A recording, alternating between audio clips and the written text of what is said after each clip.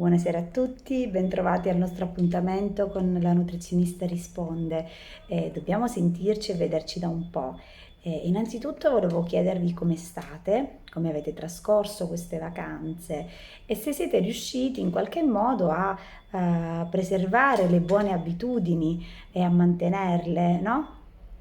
Naturalmente con qualche eccezione in più, qualche gelato, qualche pizza, diciamo che ci sta.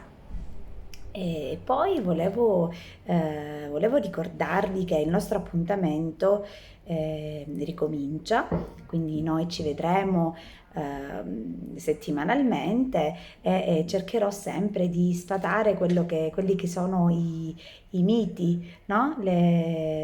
Quelle false abitudini, quei falsi miti che ci portiamo anche da generazione in generazione, no?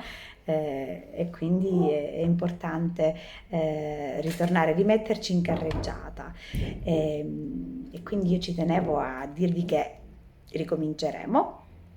E poi ci sarà una breve pausa dovuta alla nascita della mia bimba e poi sarò sempre qui a tediarvi con i miei consigli, con le mie ricette e quant'altro. E quindi io vi do appuntamento al prossimo video e ricordate che per qualsiasi cosa resto a disposizione sui social, lì troverete anche il mio numero, quindi potete contattarmi anche su WhatsApp se ritenete opportuno e quindi possiamo fare delle lunghe chiacchierate. Quindi vi auguro una buona serata e alla prossima.